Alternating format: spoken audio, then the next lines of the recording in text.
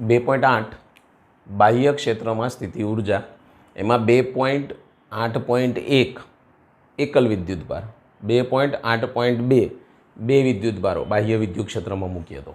હવે 3માં શું કહે છે? બાહ્ય વિદ્યુત ક્ષેત્રમાં વિદ્યુત ડાયપોલની સ્થિતિ ઉર્જા. ડાયપોલમાં એક પ્લસ હોય એક માઇનસ હોય, તો થોડોક ચેન્જીસ. પહેલાં પણ બંને ક્યુ ક્યુ આવતા હતા, અહીંયા એક માઇનસ લઈશું એક પ્લસ લઈશું, પણ બાહ્ય વિદ્યુત ક્ષેત્રમાં કહે છે.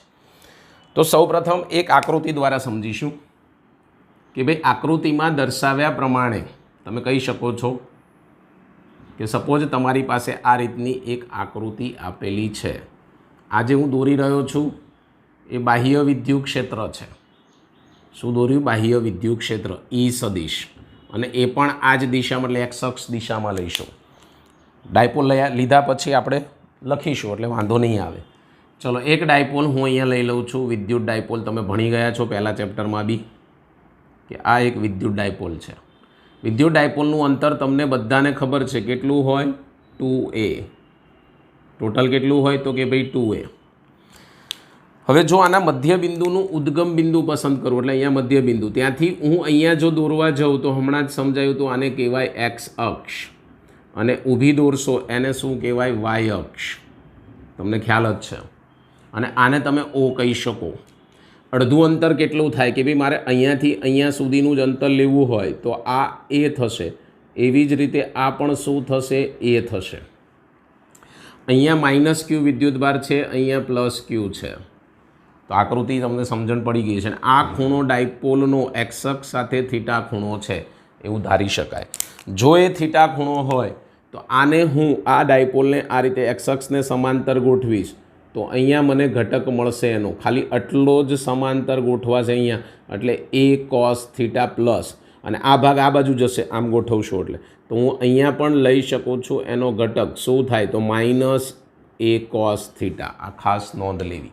તો અમારી પાસે ચોપડીમાં કદાચ હોય તો જોઈ લેવું. એમાં પણ લખવાનું આકૃતિમાં દર્શાવ્યા પ્રમાણે એક બાહ્ય વિદ્યુત ક્ષેત્રમાં P બરાબર Q2A વિદ્યુત ડાયપોલને એક્સ અક્ષ સાથે થીટા ખૂણે મૂકવામાં આવેલો છે. શું લખવાનું? એક્સ અક્ષ સાથે થીટા ખૂણે મૂકવામાં આવેલો છે. હવે લખીશું અહીંયા કે માઇનસ ક્યુ અને પ્લસ ક્યુ, માઇનસ ક્યુ અને પ્લસ ક્યુ, માઇનસ અને પ્લસ બે વિદ્યુતભાર છે. જેવું આમાં મૂકશો એટલે શું થશે તો એક આ બાજુ બળ લાગશે, વિદ્યુત ક્ષેત્ર દ્વારા લાગતું બળ, તો એને કહેવાય માઇનસ QE. એક અહીંયા લાગશે આ દિશામાં પ્લસ QE. બસ એ જ લખું છું હું. માઇનસ ક્યુ અને પ્લસ ક્યુ વિદ્યુત ભારો પર કયા બે બળો લાગે છે તો QE સદિશ માઇનસ, માઇનસનું છે તો માઇનસ પહેલાં, અને પ્લસ છે તો પ્લસ QE સદિશ. જેટલા આ બંને લાગે છે કોના ઉપર લાગે છે? પ્લસ ક્યુ અને માઇનસ ક્યુ પર. જેટલા બંનેના મૂલ્ય કેવા હશે? સમાન મૂલ્યના, સમાન મૂલ્ય, અને પરસ્પર અહીંથી આ આમ જાય છે આમ જાય છે, પરસ્પર વિરુદ્ધ દિશામાં, પરસ્પર વિરુદ્ધ દિશામાં શું થાય છે? બળો લાગે છે, બળો લાગે છે. બીજું, બંને એક જ દિશામાં છે પણ એક રેખા ઉપર નથી. જુઓ, એક રેખા કોને કહેવાય કે અહીંયા પ્લસ ક્યુ હોય અને આ બાજુ માઇનસ ક્યુ હોય, તો આ બંને એક જ રેખા ઉપર કહેવાય. એટલે આ બંને સરવાળો કરો એટલે તો બળ 0 જ થાય અને ટોર્કેય શૂન્ય થાય. સમજો. પણ આ બંને એક અહીંયા છે એક અહીંયા છે, તો એક રેખા ઉપર નથી. તો એક રેખા ઉપર ન હોય તો બળ યુગ્મની રચના કરે છે. શું કરે છે? બળ યુગ્મની રચના કરે છે. આવા બળોને બળ યુગ્મ કહેવાય, એમ કહો તો એ ચાલે. આજે બે બળો મળ્યા, આવા બળોને બળ યુગ્મ કહેવામાં આવે છે. આવા બળોને અયુગ્મ કહે છે, અથવા અયુગ્મ રચે છે. એ બેમાંથી જે લખવું હોય. માટે આ ડાયપોલને ટોર્ક લાગે છે, ડાયપોલ પર ટોર્ક લાગે છે. તમને ખબર છે ટોર્ક શેના માટે લાગે? માટે આ ડાયપોલ ભ્રમણ થશે. અને ટોર્કનું સૂત્ર છે, શું છે ટોર્કનું સૂત્ર? તમે ભણી ગયા છો. ટોર્કનું સૂત્ર તમારી પાસે અવેલેબલ છે, યાદ કરો કે ટાવ સદિશ બરાબર ટોર્ક કેટલું લાગશે તો P સદિશ ક્રોસ E સદિશ. ભણ્યા છો તમે આવું? અને મૂલ્ય સ્વરૂપે લેવું હોય તો શું થાય તો ટાવ બરાબર PE સાઇન થીટા, અને થીટા શું છે તો ડાયપોલ અને એક્સ અક્ષ સાથેનો ખૂણો એ લખી શકાય કે જ્યાં થીટા બરાબર ડાયપોલ અને એક્સ અક્ષ સાથેનો ખૂણો. તો આ મને મળી ગયો ડાયપોલનું મૂલ્ય. આ ખાસ નોંધ લેવી કે ભાઈ કેવી રીતે મળ્યું.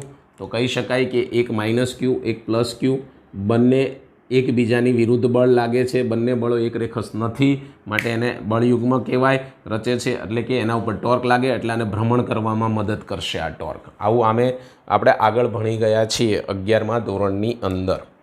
આગળ વધીશું હવે કે જો આ પીઈ સદિશ પી અને ઈ સદિશ એટલે આ ઈ સદિશ એને હું સમાંતર કે પ્રતિ સમાંતર આ જે છે એને હું આમ ગોઠવું તો સમાંતર કહેવાય અને આ ડાયપોલને હું આમ કહીને આને પ્રતિ સમાંતર કહેવાય. એ સિવાયની કોઈ પણ ગોઠવણી કરીશ તો આ ડાયપોલનું ભ્રમણ થશે. ડાયપોલને ભ્રમણ પ્રાપ્ત થશે એ બે સિવાયની સ્થિતિ સિવાય.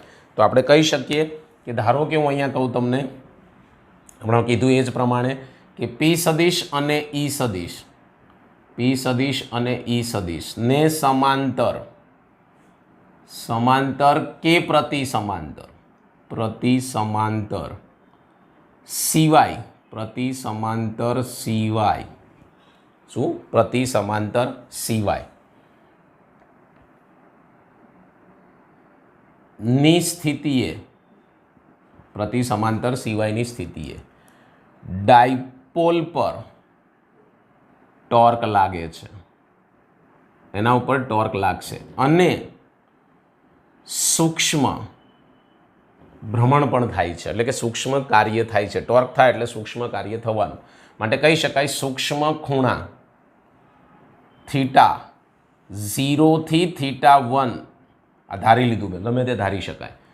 થીટા 0 થી થીટા 1 જેટલું ભ્રમણ થાય છે માટે થતું કાર્ય સૂક્ષ્મ કાર્ય મળશે. માટે સૂક્ષ્મ કાર્ય DW બરાબર તમે ભણી ગયા છો બળ ગુણ્યા સ્થાનાંતર. તો આનું બળ શું લેશો તમે તો બળ સ્વરૂપે તમે અહીંયા ટોર્ક લાગ્યું છે એ ટોર્ક લઈએ છીએ અને અહીંયા સૂક્ષ્મ સ્થાનાંતર ડી થીટા લઈએ છીએ અને જ્યાં તમે લખી શકો ડી થીટા બરાબર શું તો થીટા 0 માઇનસ થીટા 1 અથવા મોટામાંથી નાનું બાદ થીટા 1માંથી થીટા 0 બાદ આવું પણ તમે લખી શકો છો. ખ્યાલ આવી ગયો હશે તમને. ઓકે આ ટોર્કની કિંમત ઉપર મૂકીશું DWમાં. માટે DW બરાબર ટોર્કની કિંમત શું છે તમારી પાસે PE sine theta D theta. શું છે તમારી પાસે PE sine theta D theta. આને આપણે સમીકરણ નંબર આપવા હોય તો આપી શકીએ. ધારો કે આને નંબર આપી દઈએ 1 આને આપી દઈએ 2 તો મને મળી ગયું શું મળ્યું તો કે ભાઈ PE શું મળ્યું મને PE સાઇન થીટા. હવે શું કરવાનું તમને ખબર છે કે થીટા 1 થી થીટા 0 જેટલું એનું શું થાય છે. આમ તો થીટા 0 થી થીટા 1 અહીંયા લખ્યું છે નું ભ્રમણ થાય. હવે મારે કુલ કાર્ય શોધવા જવું પડે તો આનું કુલ કાર્ય શોધવું હોય તો શું લખીશું તો અહીંયા કહી શકાય કે થીટા 0 થી થીટા 1 જેટલું ભ્રમણ થતા થતું કુલ કાર્ય W બરાબર સંકલન લખવું પડે કારણ કે આ બધા સૂક્ષ્મનો સરવાળો થાય. સરવાળો સંકલનમાં પરિણમે. કયા જગ્યાએથી તમે લીધું છે થીટા 0 થી થીટા 1 અને આ DW મૂકવાનું. DWની કિંમત પણ હું અહીંયા મૂકી દઈશ જોડે શું છે તો કે ભાઈ PE sine theta D theta જે અચળ હોય એ બહાર આવશે. PE અચળ થીટા 0 થી theta 1 sine theta D theta. ચાલો ભાઈ સંકલન કરી નાખો. PE બરાબર સંકલન શું થાય માઇનસ કોસ થીટા 1 થી થીટા 0. સાઇનનું સંકલન ન ખબર હોય તો મારા અલગથી વિડીયો મૂકેલા છે સંકલન વિકલનમાં જરા જોઈ લેવાના પ્લેલિસ્ટમાં હશે. ઓકે ચલો શું થશે આનું સંકલન સાઇનનું શું થશે માઇનસ કોસ થીટા. ના ઉપર હોય અહીંયા લખાય વારાફરતી એની કિંમત પણ મૂકવી પડે એટલે અહીંયા લખી શકાય PE પહેલું મૂકીશ theta 1 minus cos theta 1 minus plus cos theta 0. આગળ પાછળ લખી નાખો. બીજું સાથે એક કામ પણ આપણે એવું કરીશું કે આ જે કાર્ય થયું એ ડાયપોલની સ્થિતિ ઉર્જા સ્વરૂપે સંગ્રહ પામે છે. શું કહી શકાય ડાયપોલની સ્થિતિ ઉર્જા સ્વરૂપે સંગ્રહ પામે છે. માટે હું કહીશ કે અહીં થતું કાર્ય ડાયપોલની સ્થિતિ ઉર્જા સ્વરૂપે સંગ્રહ પામે છે। શું થાય છે ભાઈ? સંગ્રહ પામે છે। અહીં થતું કાર્ય એ સ્થિતિ ઉર્જા સ્વરૂપે સંગ્રહ પામે છે। તો શું લખી શકાય કે ભાઈ ડબલ્યુની જગ્યાએ હું સ્થિતિ ઉર્જા લખી શકું, એટલે યુ લખી શકાય। શું લખી શકાય? યુ। અને પછી આગળ લખાય પીઈ। આને ક્રમમાં ગોઠવું। θ0 cos θ0 પહેલાં લખ્યું, માઇનસ cos θ1 પછી લખ્યું। પહેલાં શું લખ્યું મેં? cos θ0 અને પછી આ પાછળ માઇનસ, આને આગળ લખ્યું આને પાછળ લખ્યું, એટલો જ ફેરફાર કર્યો, બાકી કશો જ ફેરફાર કરવામાં આવ્યો નથી। આગળ વધીશું કે શું કહે છે કે ભાઈ આ સ્થિતિમાં, એટલે કે શરૂઆતની સ્થિતિમાં, શરૂઆતમાં ડાયપોલની સ્થિતિ શું હોય? કોઈ કહેશે મને ડાયપોલની સ્થિતિ એટલે કે θ0 બરાબર શું આવે? તમે અહીંયા જોઈ શકો છો વિદ્યાર્થી મિત્ર કે શરૂઆતમાં આપણે આ જે ડાયપોલ હોય આ રીતે ગોઠવવો પડે, એટલે કે વિદ્યુત ક્ષેત્રને લંબ ગોઠવવામાં આવે છે। હંમેશા યાદ રાખો। એટલે કેવી સ્થિતિ હોય? π/2। અને પછી એનું જે ભ્રમણ થશે એ થીટા ખૂણે થાય। ધારો કે ભ્રમણ θ1 બરાબર થીટા કોણે થાય છે? કોણે થાય છે? તો આપણે હવે આની અંદર કિંમત મૂકી દઈએ તો શું થશે? તો કે ભાઈ યુ બરાબર પીઈ cos π/2 માઇનસ cos થીટા। આ cos π/2 શું થાય? તમને બધાને ખબર છે cos π/2 0 થાય, માટે યુ બરાબર પીઈ cos, આ તો 0 થઈ ગયું એટલે આને માઇનસ આગળ લઈ લઈશ, પીઈ cos થીટા। આને લખવું હોય તો માઇનસ પી સદિશ ડોટ ઈ સદિશ આવું પણ લખી શકાય છે। આ જે સૂત્ર છે એ સૂત્રમાં પહેલો પ્રશ્ન એવો પૂછાય, બાહ્ય વિદ્યુત ક્ષેત્રના ડાયપોલની સ્થિતિ ઉર્જા શોધો, એટલે અહીંયા સુધી લખવાની, આનાથી આગળ જવાની તમારે જરૂર નથી।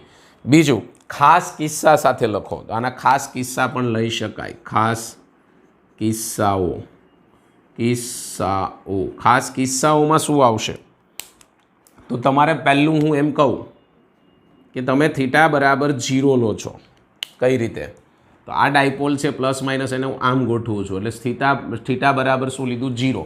તો પછી આમાં 0 મૂકી દો ઉપરના સૂત્રમાં, તો યુ બરાબર માઇનસ પીઈ cos 0, અને જ્યાં cos 0 બરાબર શું થાય? તો કે ભાઈ 1, અહીંયા 0 ડિગ્રી મૂકવાનું છે, 0 ડિગ્રી, તો શું થશે? 1। તો યુ બરાબર શું મળે? Minus PE.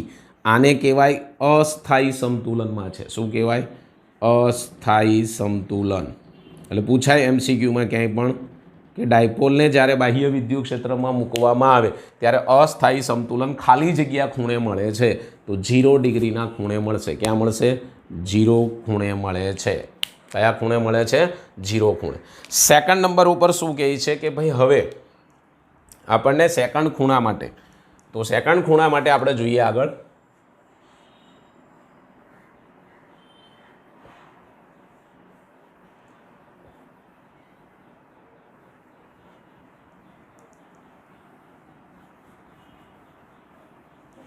સેકન્ડ ખૂણા માટે એવું કહે છે કે હું બીજો કિસ્સો લેવા જાઉં તો થીટા બરાબર શું થાય? ધારો કે ગમે તે લઈ શકાય, π/2 એટલે કે લંબ કહેવાય, તો મૂકી દઈશ। તો યુ બરાબર માઇનસ પીઈ cos π/2, જ્યાં cos π/2 બધાને ખબર છે 0 થાય, એટલે મેં આ ડાયપોલને પહેલેથી લંબ ગોઠવ્યો હોય તો યુ બરાબર 0 થઈ જશે, કારણ કે cos π/2 0 એટલે 0।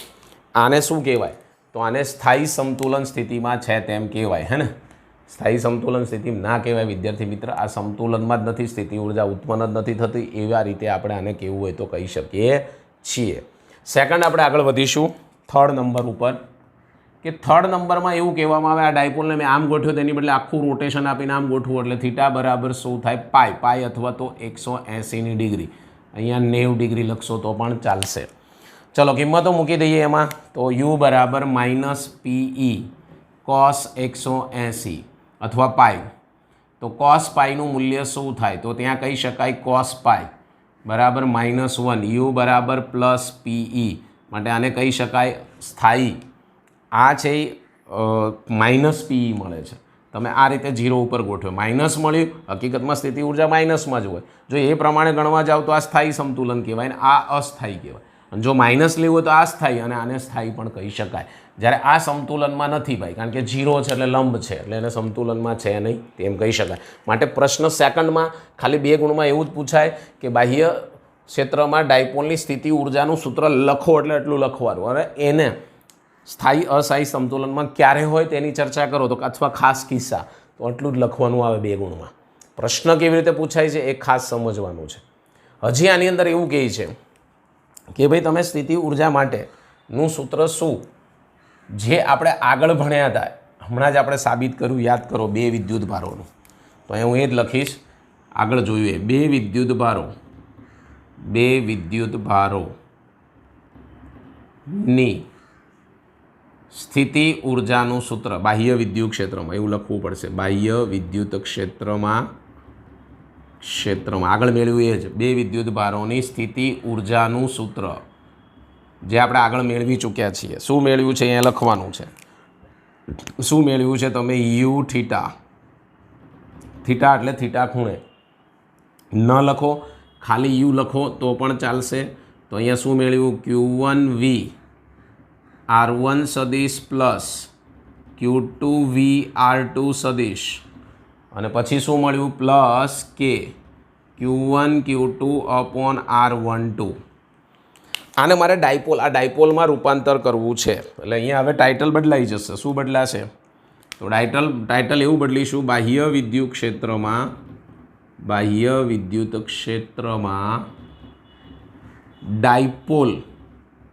ડાયપોલની સ્થિતિ ઉર્જામાં ટ્રાન્સફર કરવું છે.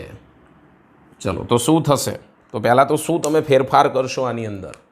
તો પહેલો જ ફેરફાર તમે એવું કરશો કે Q1ની જગ્યાએ પ્લસ Q મૂકશો અને Q2ની જગ્યાએ માઇનસ Q મૂકશો. માઇનસ Q પ્લસ Q છે ને તમારી પાસે આ સૂત્ર મૂકી દેવાનું છે.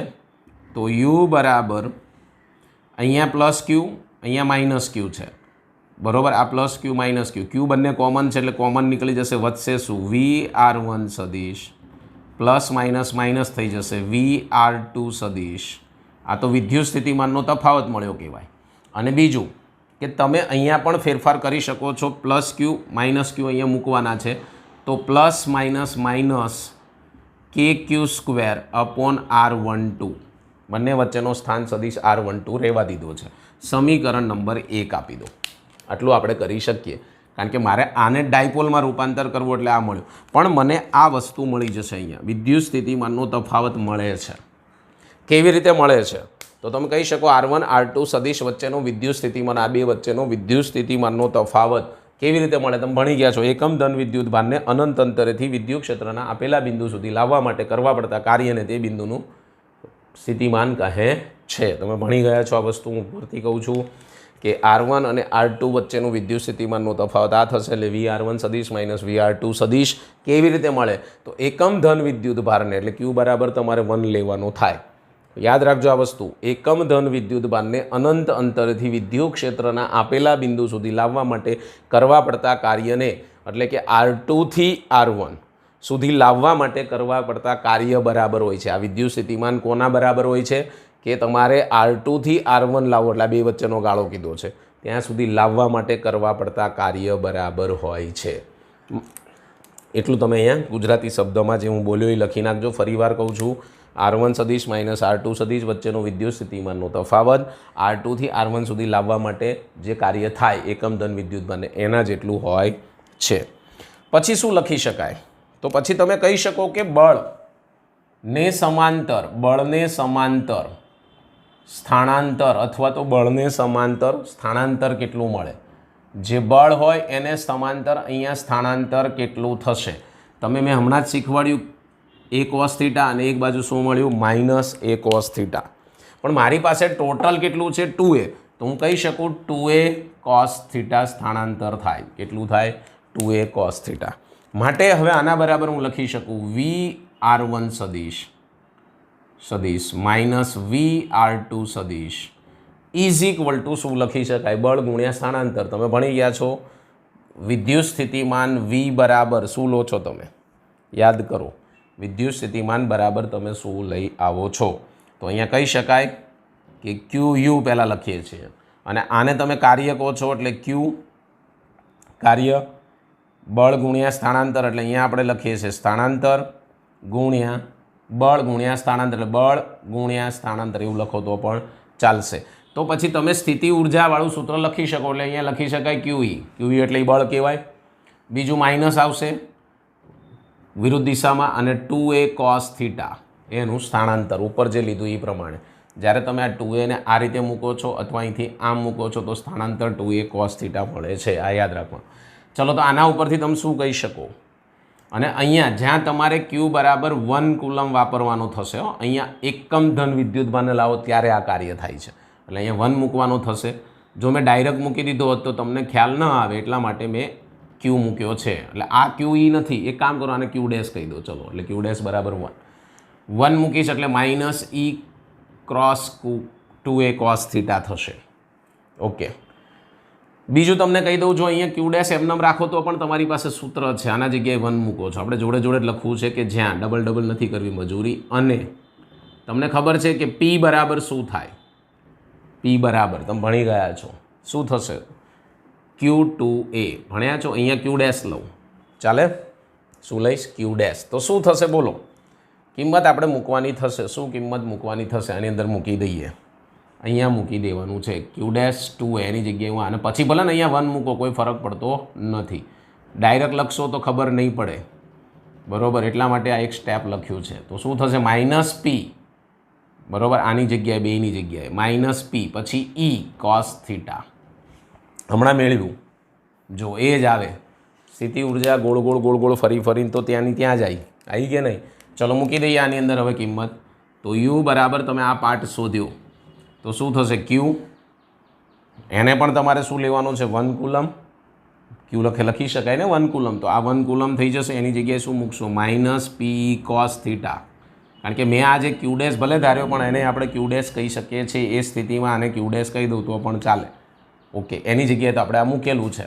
અને કાં તો તમે એમ કરો ભાઈ કે આની જગ્યાએ તમે 1 મૂકી દીધું પહેલાં. જો આપણે બે રીતે કરી શકીએ.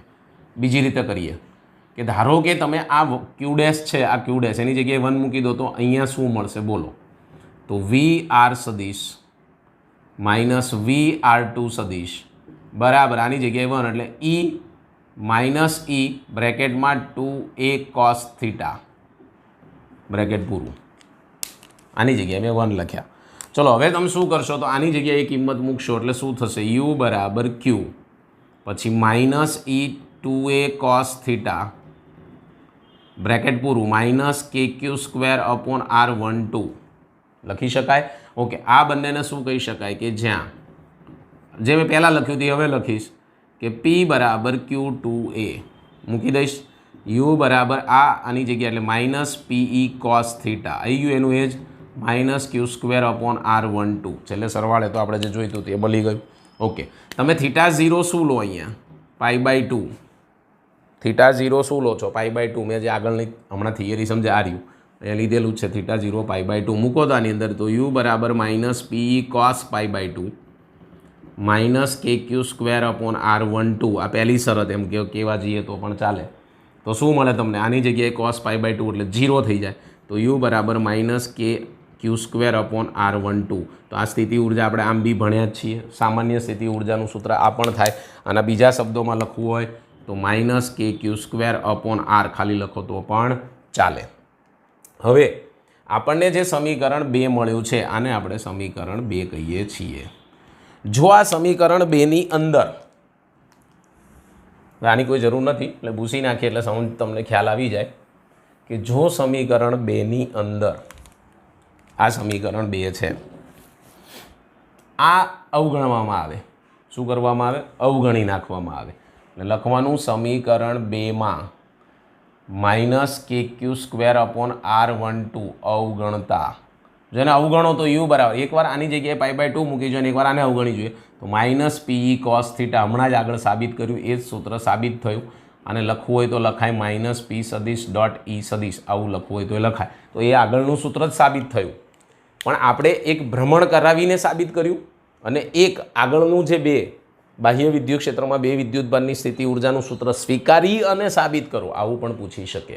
તો આની અંદર આપણે ટોટલ 3 પ્રશ્ન ભણ્યા.